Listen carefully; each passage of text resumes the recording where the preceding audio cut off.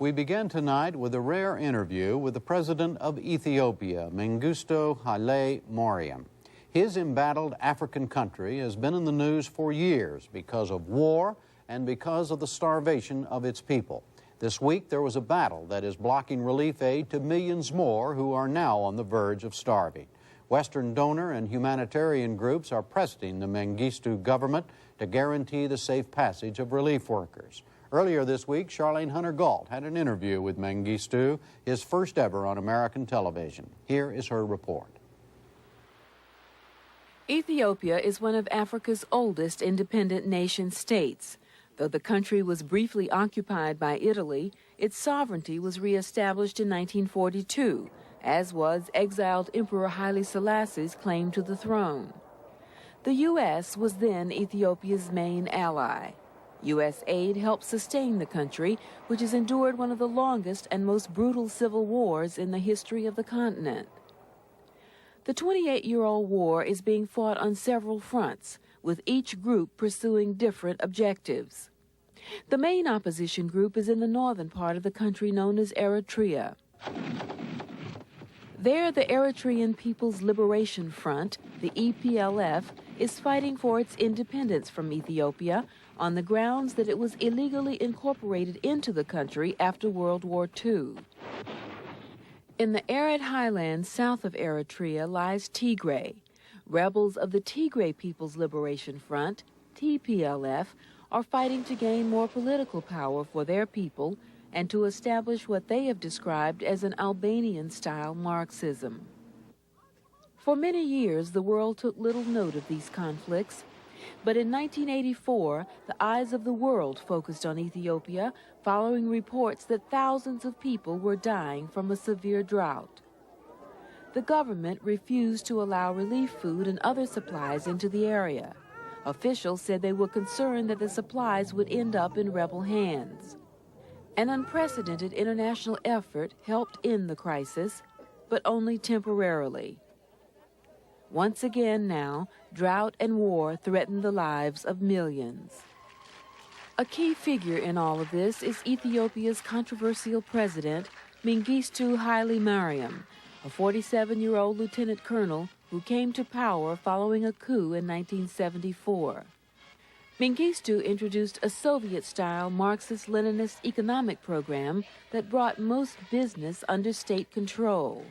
His policies also forced relocations of millions of Ethiopians from land they had farmed for generations. They were assigned to collective farms where most of the profit went to the state.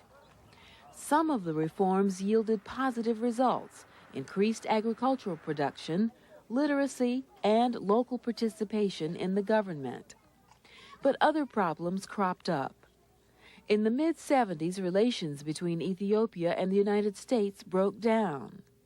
The Carter administration canceled millions of dollars in aid over alleged human rights violations.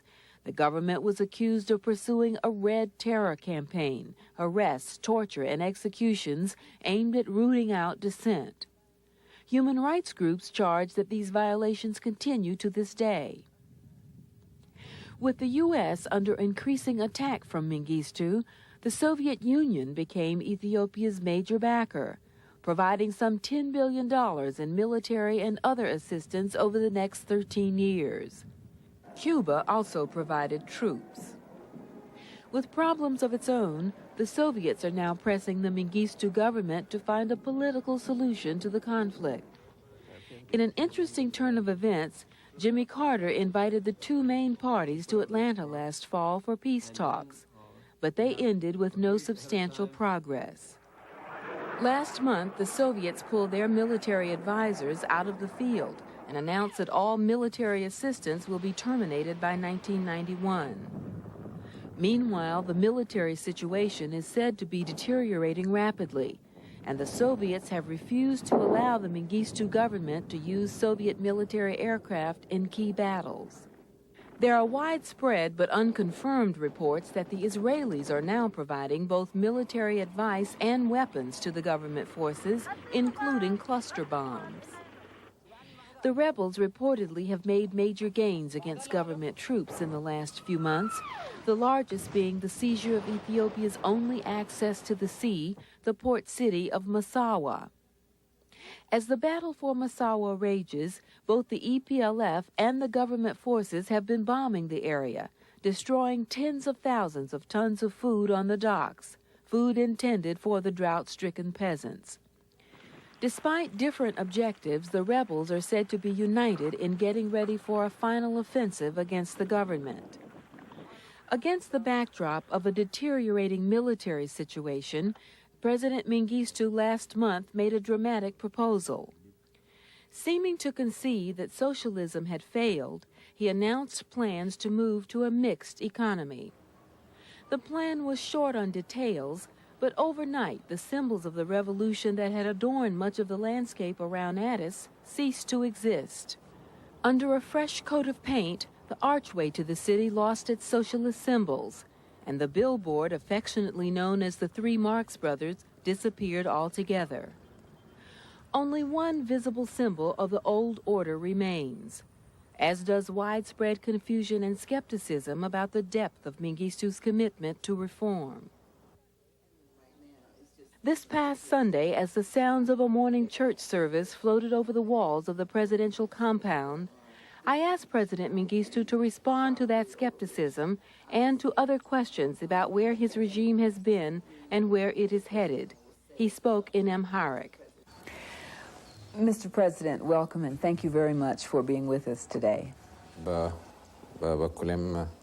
I say how happy I am to have had this opportunity of meeting you here this morning. Mr. President, the widely held view perpetuated by reports in the media is that this war has your government up against the wall. Is that wrong? This situation in the north, this fighting, is a situation we inherited. It's not our creation. One should ask as to what the origin of this is, what is the genesis. Of course, the purpose of the revolution was to provide a solution to the problem in the north, of this long-running struggle in the north. And immediately on the triumph of the revolution, we approached the dissidents in the north. They asked us to recognize their right to secede from Ethiopia. How can a government representative of the Ethiopian people allow this demand? And to allow the secession of this part of Ethiopia would be really to commit a national suicide. We did not want to do that. This is an endemically drought-stricken area in our country, and we have been approached by international donor organizations to provide food to them. So we said, okay, food may come through the port of Massawa. And precisely as we're readying ourselves to provide food for the hungry, they tried to encumber international passage. This is the second time they captured the port of Massawa, precisely, timing it with drought situation in our country. But how do you respond to the criticism that both sides are putting military objectives before consideration of starving people, that they, as you say, keep capturing the port and you keep bombing the port and including dozens and hundreds of tons of food gets bombed as you attempt to recapture this port? It wasn't we who first bombed the city of Massawa.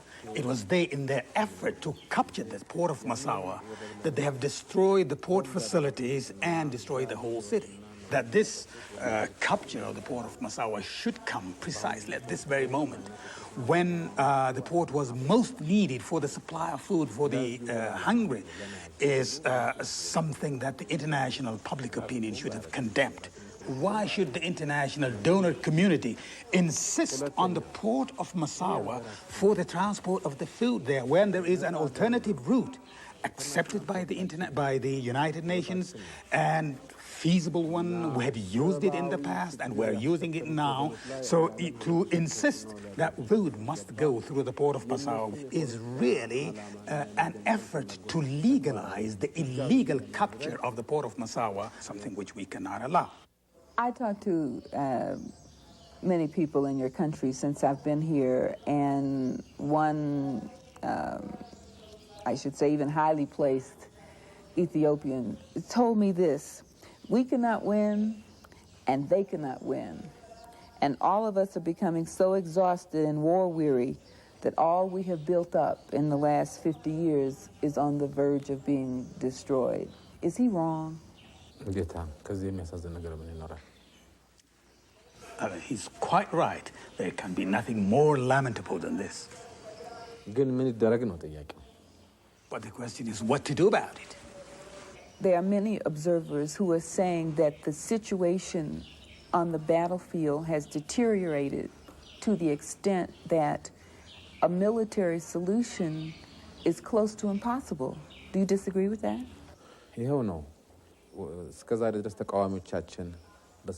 Our option had never been military, and we firmly believe that the solution lies in a peaceful dialogue in the problem in the north. So our opponents never thought that would be forthcoming. The most anomalous thing in this, that they have begun to harden their position to become more intransigent. The talks started only at the initial stage. I mean, only the preliminaries. The talks got stalled now because they didn't want to continue. So you're saying there are no new elements now in the equation? So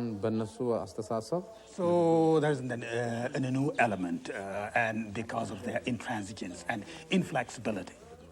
The overwhelming impression is of a country that is impoverished, people who are starving, and political forces that don't really care. How do you counter that image? Does that worry you? The perception the world has of Ethiopia is not really the real perception it ought to have, given the mass media and the communication facility. In the first place, let me say we're not fighting only with these people who are directly opposing us. With all the sophisticated weapons and with all the medicines and whatever it needs, where does it get it from? Definitely it must be from forces, strong forces behind it that are providing it. And we're fighting against these forces. Which countries are you specifically referring to? Well, some of these countries have even, far-reaching plans to destabilize some African countries. And it is some Arab countries of the region. Of course, it's not all of them. I mean, some of these Arab countries. Libya. For example, Libya is spearheading this, and others. Some of them are providing arms, and the others are providing funds, and so they are involved in this hostile act in one way or another.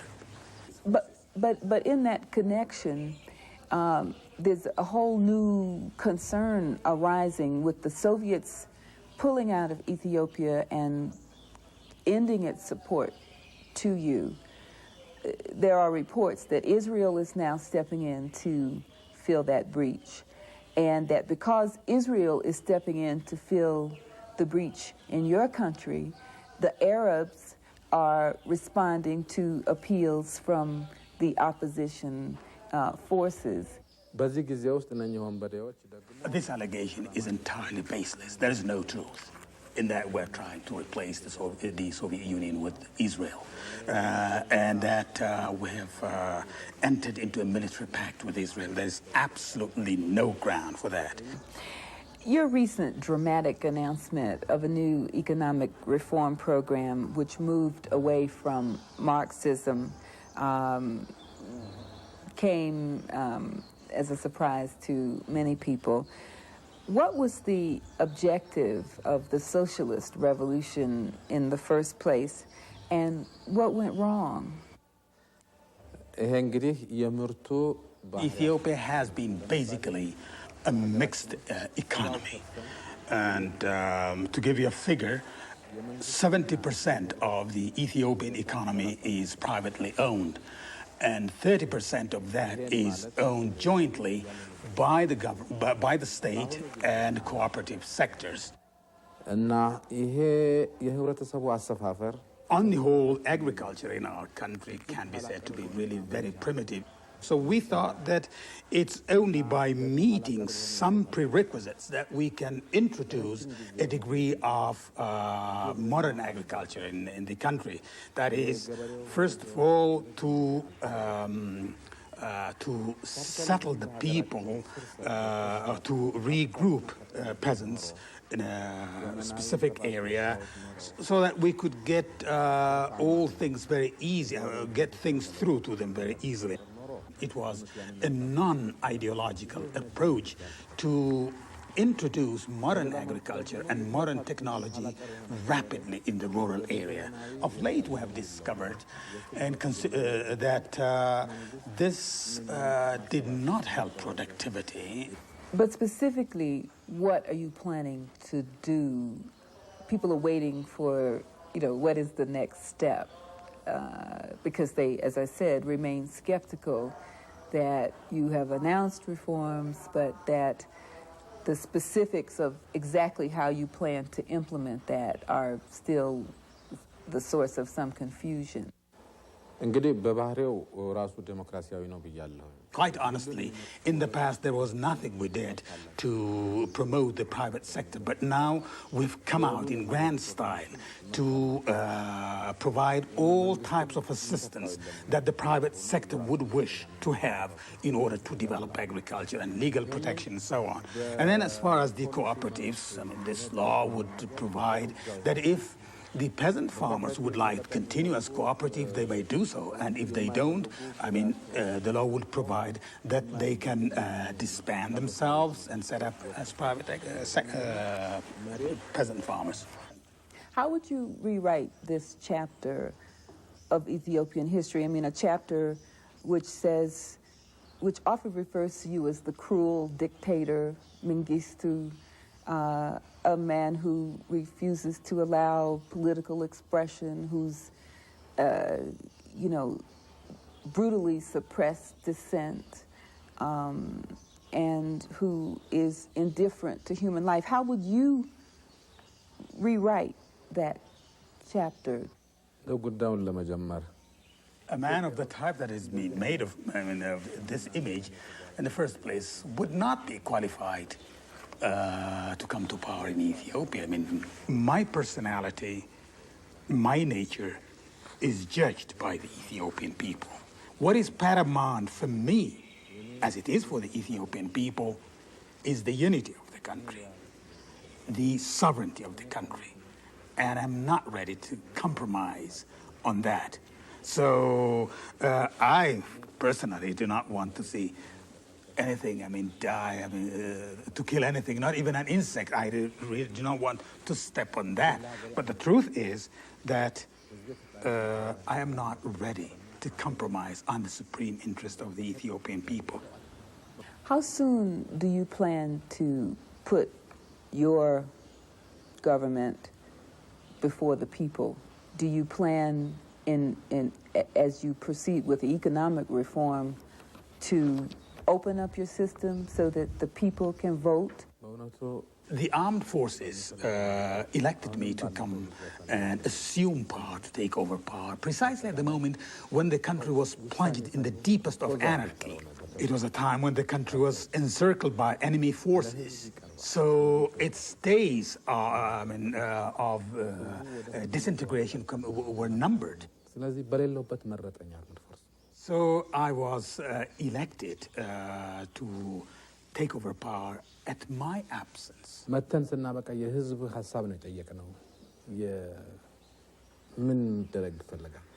To start off with, we did not set up a military junta, but what we did was, as soon as we came, just to go to the people and find out what they want and to give us a mandate and what they want us to do. So we put ballot boxes everywhere for people to give their views. So the people gave us their guidance. They told us what to do. Provisional መንግስት ማቋቋምና ሀገሪቷን ከዚህ ክራይሲስ ማዳን So on the basis of this guidance given us by the people, we had to set up a provisional military government and save the country from the danger which was hovering over it at the moment. So do you envision any time in the foreseeable future that there will be opposition parties able to contest, everyone participating in a process like that? What any genuine Ethiopian must realize is that the unity and the social security of the country is paramount. This is one of the most ancient countries in the world, you know that. ይህን ሁሉ የታሪክ ዘመኗን አንድ ቀን የፓርቲ ፖለቲካ የሚባል ነገር አታውቅም። In this long past, Ethiopia never knew a party life, and the first party ever in the Ethiopian history was set up by us. ይሄ ፓርቲም ገና ጨቅላ ነው፣ ገና አልተጣጣመም፣ በእድገት ላይ ያለ ነው። So this party is still at its initial stage, so it has yet to go a long distance to mature as a party. እኛን ሪፐብሊክ የሚባለውን ነገር በታሪክ ለዚህ ህዝብ ያስተዋወቅ ነው። It is we, this government, which for the first time introduced a republican form of government in this country. Republic. There hasn't been a republic. በህዝብ ፍላጎትና ፈቃድ ነው። And all this by the will of the people. ደግሞ በሚቀጥለው ጊዜ ደግሞ የብዙሃን ፓርቲ እና የመንግስቱን ባህሪያት መለወጥ የተፈለገ እንደሆነ ዝግጁ ነው። So in the future, if the need arises and if actually situations justify the emergence of multi-parties, naturally we're flexible, we'll allow them to exist. Finally, Mr. President, let me just ask you, as you reflect on all the things that we've talked about, the war, the famine, the economic conditions in your country, the perception of the world outside, do you yourself, at this point, looking back over all that, have any regrets about the past 15 years of your administration? Any things that you wish you could change? We have planned in the past for the social and economic betterment of our people. And I must say that our performance in the past has been really good, and I don't regret. There are no areas in which I say that our performance was poor, so I have no bad conscience at all. የሚያሳዝነኝ ነገር ቢኖር ሰላም ማጣታችን ነው። But of course, the most lamentable thing in this is that something I regret very much, that we did not have peace. አያቶቼ ሰላም አልነበራቸውም። My grandparents did not know peace. አባቴ ሰላምን አያውቅም። My father did not know peace in this country. እኔ ሰላምን አላውቅም። And I don't know peace. ምናልባት ልጄም And who knows, my child or my children also will never experience peace in our, and I'm very sorry about that. Well, Mr. President, thank you very much for being with us. Thank you very much, Charlene, for this interview. Still to come on the NewsHour tonight, abortion